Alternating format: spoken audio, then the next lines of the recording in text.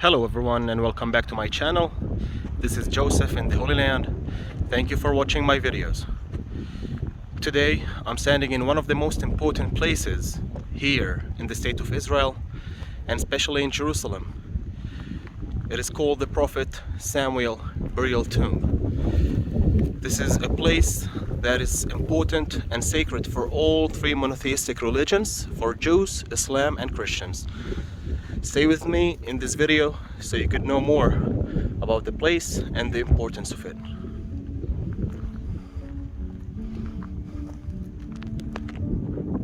What you're looking at over here, guys, this is remains dating back from the time of King Solomon and Prophet Samuel. We're talking about 1,000 years before Jesus Christ. The history of the place of Prophet Samuel, of the place over here, has so many rich layers of history. We're talking about almost 3,000 years of history. I'm gonna discuss for you the history of the place from the time of Prophet Samuel. If we read from the book of Samuel, first book of Samuel, this is the place believed to be the biblical mitzvah, where according to the Bible, this is where the people came 1,000 years before Christ here to Prophet Samuel and asked him they want a king to rule over them like other kingdoms. And Prophet Samuel told them, if you are having a king, you should pay taxes. They will take your daughters.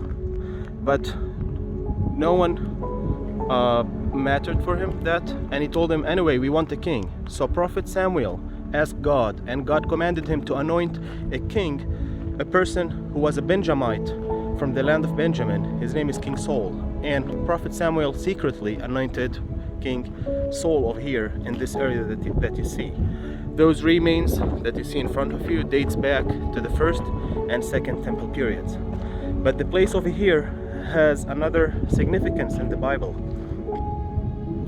This is the place where King Solomon, the son of King David, when he took the leadership after his father and inherited the land of Israel after his father, he came all the way to here. He saw a huge stone, as the Bible tells us, a huge rock, and he made it an altar and sacrificed more than thousands of animals in the name of God. So God appeared to him and told him, what do you want? And King Solomon told him, I want wisdom. So this is another significance of the place in the Bible.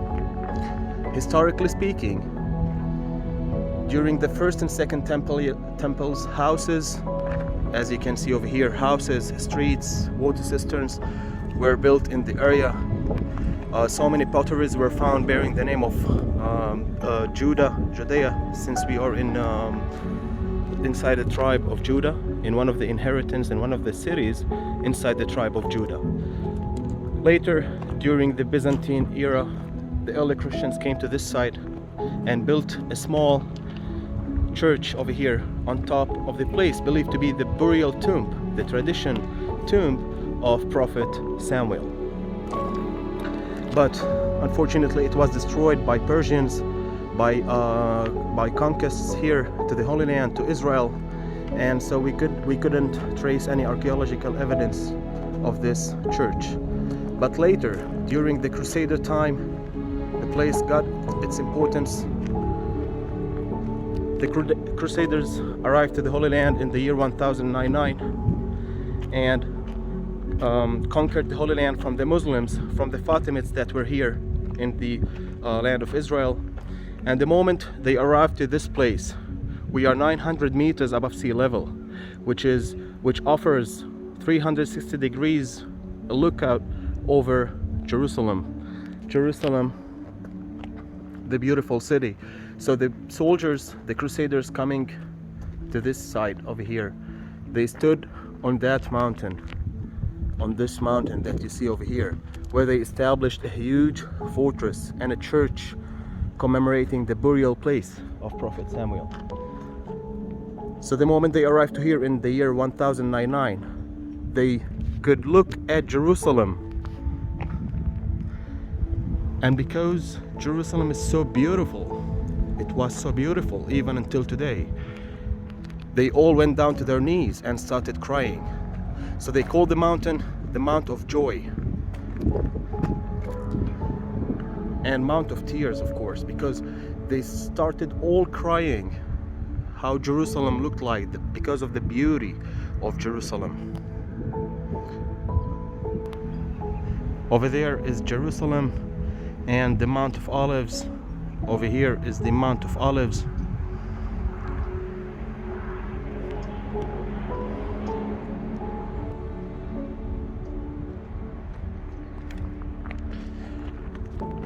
Later in the Ottoman time, the Ottomans ruled Israel for 400 years. The Ottomans over here, the Turks, and established a mosque. So this site over here has 3 places of worship. All of them are active for all 3 monotheistic religions. Crusaders established a huge church over here on spot. Then the Ottomans, the Turks, established a mosque, turned the huge Crusader church into a mosque, and it's still active until today. Muslims can come here and pray every Friday. Then after the State of Israel was established in the year 1948 and in the year 1967, because this side of here was under the Jordanians, the State of Israel came to here. Jews could identify the place as the burial tomb of Prophet Samuel, and since Prophet Samuel is a major prophet for all 3 monotheistic religions, they also established a synagogue on spot. It's also active until today. You can see over here Jews coming to pray.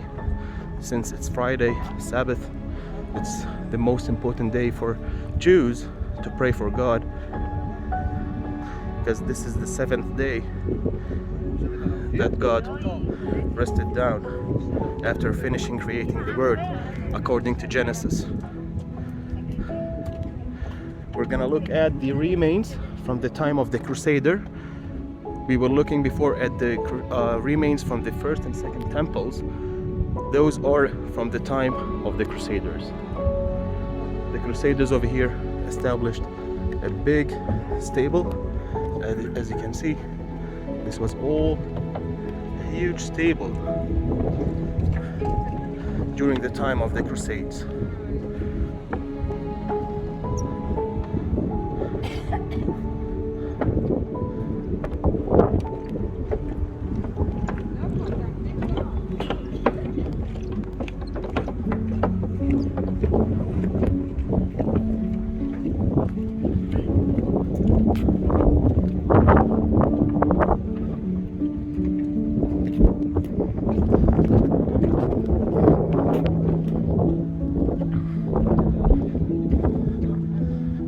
So this side over here is also called the place of hope because of this spring, Hannah Spring.